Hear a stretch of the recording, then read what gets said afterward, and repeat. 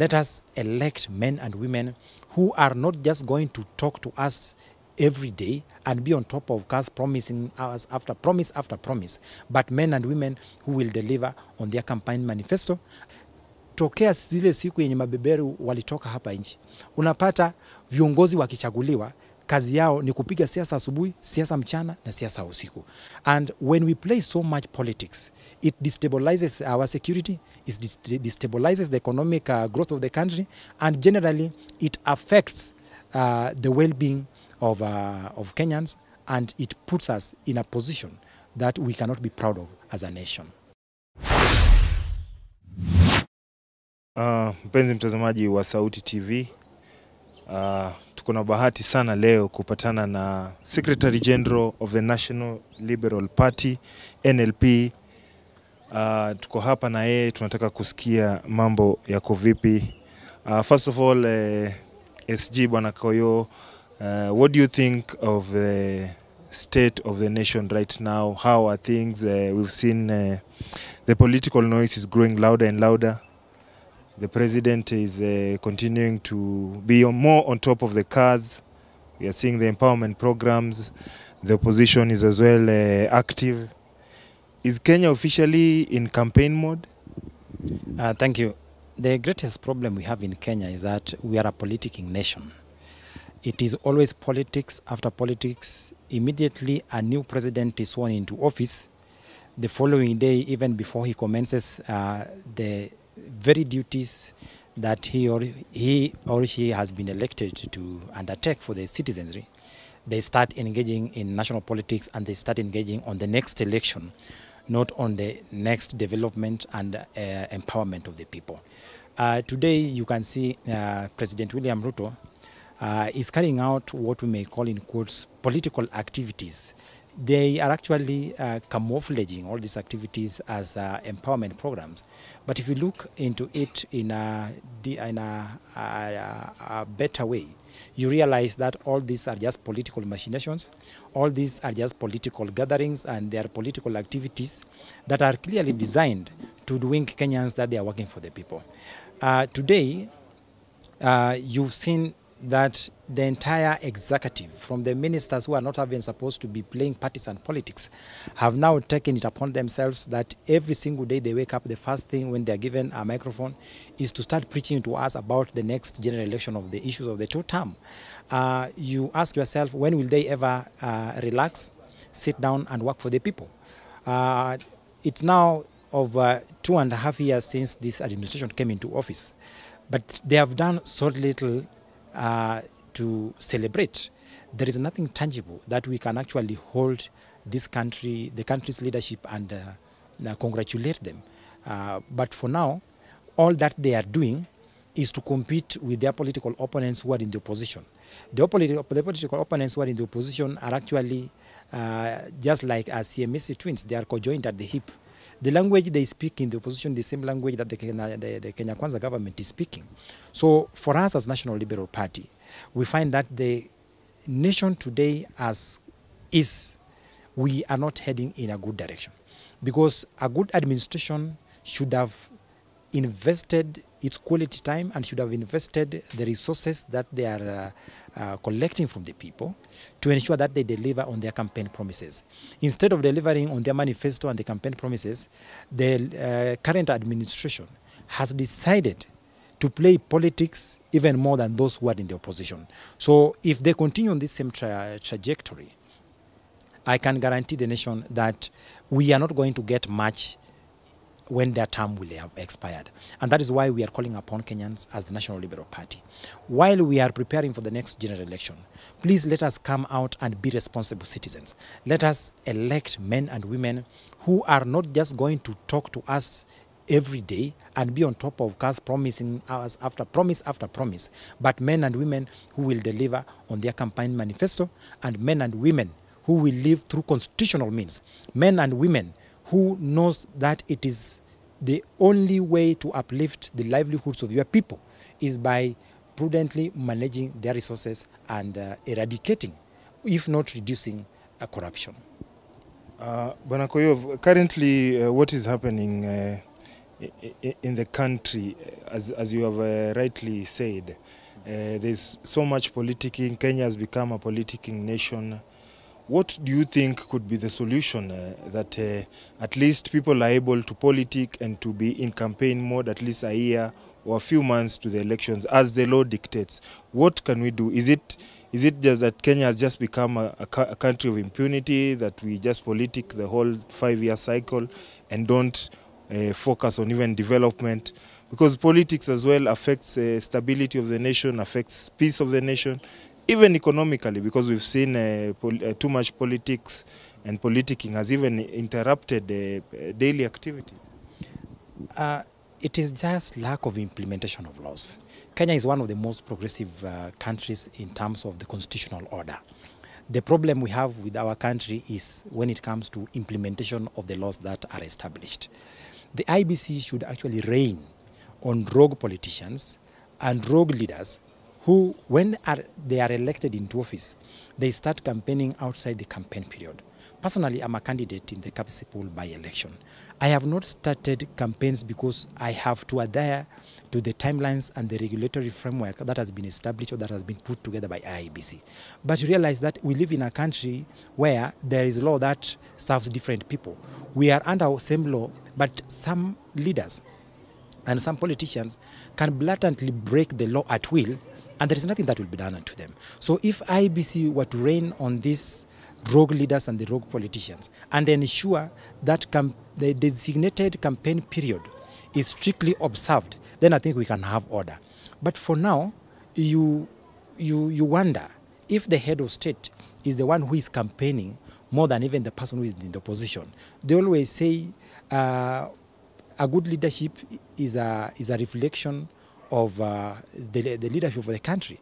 If the president is leading the country in the right direction, then all of us will follow suit. But if the president himself does not see the need to have order in his government, if the president himself cannot call his cabinet into order and ask them that as a cabinet secretary, you are not allowed by law to politic, but to work for the people of Kenya. Right now, all cabinet ministers, all key state officers, they are working for all Kenyans. There is no a cabinet minister that is serving the opposition, neither there is no cabinet minister serving the government. All state officers are supposed to serve the people of Kenya. But today, they have developed factional groupings where there is a group that is saying, us as Kenya Kwanza. The other one is also calling themselves the United Opposition. In the mix of all this, you realize the only person who is going to suffer the most is local Mwananchi. So if we were to continue the way we are conducting ourselves, then I think there is nothing much that we are going to achieve as a country, and that is where now the responsible citizens of this country must now step in and say we have been taken into circles since independence. Tokea zile siku yenye mabeberu walitoka hapa nchi, unapata viongozi wakichaguliwa, kazi yao ni kupiga siasa asubuhi, siasa mchana na siasa usiku. And when we play so much politics, it destabilizes our security, it destabilizes the economic growth of the country, and generally it affects the well-being of Kenyans, and it puts us in a position that we cannot be proud of as a nation. You mentioned something to do with the Independent Electoral and Boundaries Commission, IEBC. Recently, I saw your fellow Secretary General of the ODM party, Edwin Sifuna, complaining that the IEBC has not been following the law. We saw there was like a flout of the law during the replacement of a nominated MP. There was as well, he mentioned that the IEBC flouted the law in naming of in issuing the by-election date.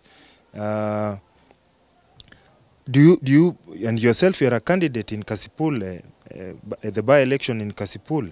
As it stands, do you have confidence in the IEBC, and do you think the IEBC is doing enough to give Kenyans confidence that going forward in the by-elections and in the 2027 election, they are going to conduct a free, fair and verifiable election?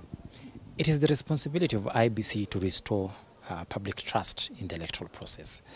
The problem we have as politicians is that when a leader is nominated in office, for instance, when they nominated IEBC commissioners, If it is not a person of my tribe, or if I did not have my person nominated at the commission, then we start giving them a bad name. You know, they always say if you want to kill a dog, give it a bad name so that the villagers can start beating it whenever they meet the dog.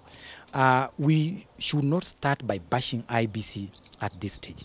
Instead, we should give them full support. As a party and as a Secretary General of National Liberal Party, we are one of the key stakeholders, and you can remember the controversy that was surrounding the reconstitution of the new IBC. Our candidate and the party leader, Dr. KAZI, was the one who was elected to be at the IBC selection panel. But because we love this country, we had to withdraw all the cases because we realized the agents of impunity did not want us to have an IEBC that is free, an IBC that is independent, an IBC that is answerable and accountable to the people of Kenya. The status quo and the leaders of impunity wanted to have an IBC that they could control. But when we heard the cries of Kenyans, we said, yes, we won in the IBC selection panel elections, but because there are leaders who do not want IBC to be formed, we sat as a party and we agreed that we shall withdraw all the cases that were pending in court so that we could pave way for the reconstitution of IBC. Today, if you hear leaders out there crying foul that they do not have faith in IBC, I think that is hypocrisy of the highest order. This commission is barely 2 months in office. They have not even settled in. I think they've just finished their induction meeting in Mombasa 2 weeks ago. So we need to give them time. Let us allow them to conduct these by-elections in a free, fair, and a conducive electoral environment so that we can gauge them that by their conduct in these by-elections, how have they performed? Which areas needs improvement? Because remember, there are several pending legislative proposals at the National Assembly regarding the electoral processes. There are those bills that are still lying at the JLAC committee. We need to give IBC time to settle in, let them learn the processes that are required of them. Remember, most of them have never been involved in any electoral process. If you look at the newly constituted IBC, I think it is only 3 members out of a 7-member commission that at least have got a pure background and they've involved themselves in electoral matters there before. So we cannot be quick to judge them even before we give them time. So for those of us who are quick to start casting aspersions as to the credibility of this commission, I think they're being unfair. You can only judge someone after you've given them the task, and now you can have a self-audit and ask them, you will not live to the expectations of the electoral laws, you will not live to the expectations of the Kenyan people, and you will not live to the expectations of the Kenyan constitution. But before that is done, and then we start saying that they have violated the laws, I think that is being selfish, and they just want to whip the emotions of the public so that we can start losing trust in the IBC. And if we do that successfully, I can guarantee you that we are going to interfere with the next elections, and we may end up losing a very good commission that could have served the people. Yes. Finally, Bwana SG, you are vying for the Kasipul seat. We have seen the political status quo, and so we say, are trying to front candidates. For example, in Kasipul constituency, we are seeing a candidate who is the son of the former MP. We are seeing several other candidates. What is this unique selling point that you're going to do for the people of Kasipul Kabondo, of Kasipul, that will make you stand out as a different leader and obviously help you become the next member of parliament of Kasipul? First of all, it is their democratic right, each and every Kenyan who qualifies to vie for an elective seat. My politics is not based on personalities. My politics is issue-based. I am a resident of Kasipul. I was born and bred in Kasipul. And I understand the political dynamics in Kasipul. One thing that makes my candidature stand out amongst other candidates is that, number one, I am a leader who listens to the needs and the wishes of the people. I am a leader who do not only lead from the front, but I'm that kind of candidate that will take a keen interest into ensuring that leadership requires carrying everybody along. You don't lead alone, by walking alone and you start saying that I will, if you elect me as your member of parliament, then I will buy you school bus, or I will buy you this and that. A good leader is a leader who listens to the priority issues of the people. There is a very key element in the Constitution of Kenya that is called public participation. Today, if you go into our constituencies, you will just be told that a member of parliament will be doing a road here and there. But you ask yourself, if you are a good leader, you do not have to wait until the government disburses for you government funds in the name of CDF so that you can help your people. Remember, the courts of Kenya declared the CDF unconstitutional. So as a progressive and a strategic thinker, I am such kind of a leader who has got extensive network and a very big social network and political network and good friends whom we can rally to come and build our constituency. Today, it is only in Kasipul where the only thing that they are known for is political thuggery, political violence, bloodshed, and hooliganism. As a leader, we must first of all realize that war and hooliganism and violence has never built a constituency. We want to restore peace and the dignity of our people. The moment we want to talk about development, you cannot talk about development of a constituency in isolation of peace. Anything that you want to achieve in a constituency or in a country must, first of all, be anchored on the very principles that we must respect human rights. Number two, we must anchor on our campaigns on the advocacy of peace. Once we have peace in the constituency, and once we respect and we are tolerant with divergent views of various political players, then we shall have a constituency where people can sit down and have dialogue and ensure that we govern ourselves in a manner that befits the people of Kasipul. And most significantly, today, if you go to Kasipul, there is no any single economic empowerment of the people program that you can say our people can rely on. The only thing that can be told in Kasipul is that we have zoned this area as this political party ABCD zone. We do not want to zone our constituency as a political zone. Rather, I wish us to zone our constituency economically, where we can attract serious investment. Men and women who have got money outside there, men and women who have got various business outside there, can consider Kasipul as an investment hub and they can come on board. But if we start zoning an area politically, it therefore means we are trying to lock other people, or we are trying to muzzle other voices so that they do not have a political voice to be heard and to express themselves. Remember, the Constitution of Kenya provides for multi-party democracy. Let us respect the constitutional provisions so that the majority will have their say and the minority will have their say. The Constitution has further even opened up the political space by giving those who do not align to any political thinking or any political ideology to run as independent candidates. They have their right as citizens of Kenya.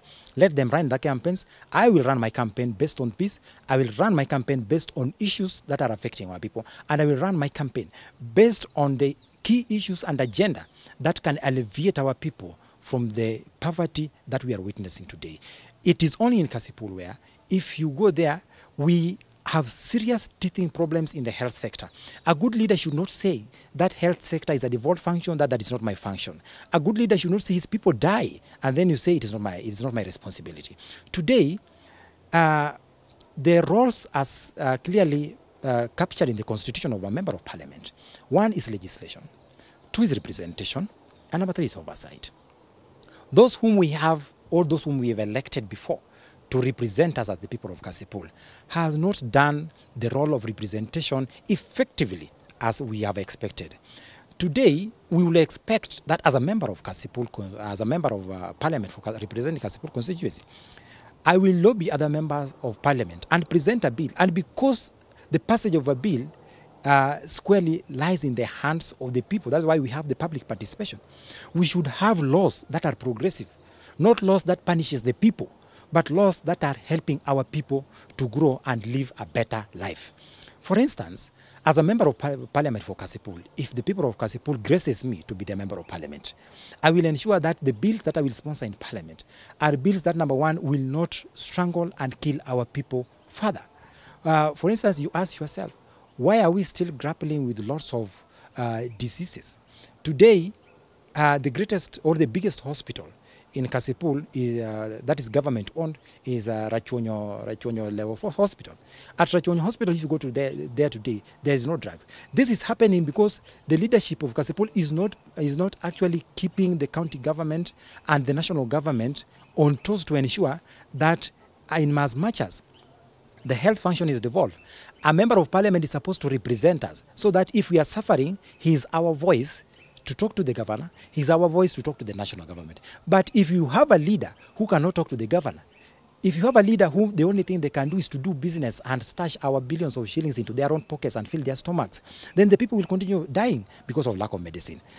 Is it only in the same space where in Kasipul, there is no serious thriving business that you can say this is the key economic driver of our constituency that our people are relying on. We cannot hold our people together and put them into small cooperative societies where they can actually have businesses that are active, businesses that are profit-making, and businesses that can help people. So if a member of parliament is only thinking that if you elect me, then I will use your CDF to help you, then I think that is retrogressive thinking. A member of parliament by this moment should have even realized that there is no way a member of Kasipul constituency, when very active in life and when employed, is contributing significantly through paying taxes to build this economy. Then when you realize, when you finally are in a problem, then you are further put down by the government by even imposing further taxes on you, even when you are not feeling well. So for me, I think at the legislation level, I will critically play my role and even lobby other members of parliament and talk to my political network so that we can have laws that are not only going to help the people of Kenya, but not only going to help the people of Kasipul, but the people of Kenya at large.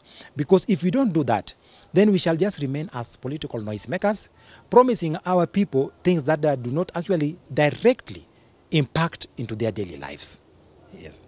Thank you very much, Bwana SG. We obviously wish you the very best in the contest, in the Kasipul election, by-election contest, and all the best in your campaigns when the time comes. Thank you. Thank you very much. Asante sana. Thank you.